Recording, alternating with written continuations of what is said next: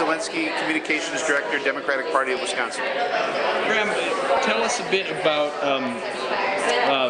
the Democratic senators. They had to leave the state. Tell us the rules into which they left and the reasoning and strategy behind that. I mean, there was no quorum. There could be no vote. Scott Walker was ramrodding this down our throat. 7 decades of labor peace. He was blown up in a matter of a couple hours.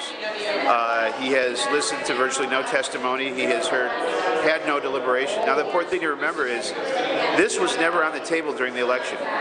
Scott Walker didn't go in front of the people of Wisconsin and say, we're going to take collective bargaining away from public employees. That wasn't brought up. We never had that discussion in the election. We had a discussion about a train, we had a discussion about, a vague discussion about jobs, but real specific. I mean, there's so many other terrible things in this bill. This governor is claiming that we'd had the debate about collective bargaining and the rights of workers. We did not have that debate. The Republicans in the Senate were not going to have that debate.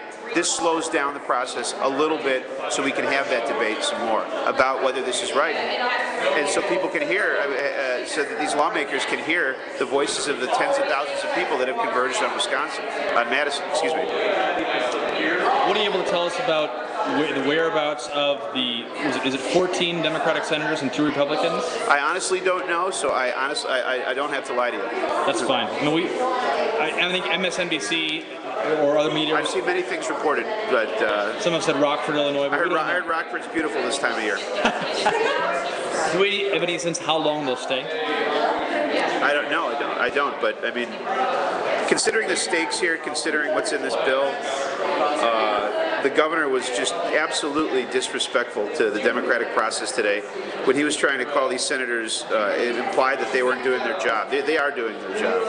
It's the governor that isn't doing his job for the people of Wisconsin. And for him to come out with this petulant little press conference characterizing these Senate Democrats and their actions is frankly it's very disrespectful the way he's treated the public in this case and the Senate Democratic Caucus in particular.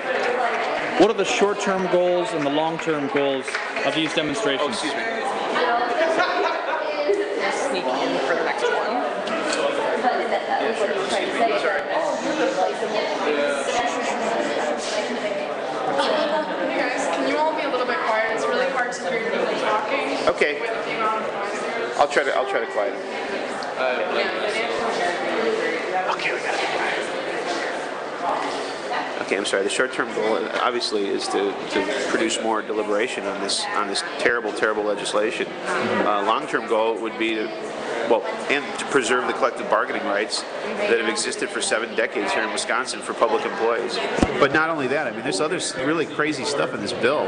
It totally restructures the way the healthcare system in Wisconsin works. It makes massive cuts to vital programs for seniors, for students, for workers, for worker protection, consumer protection.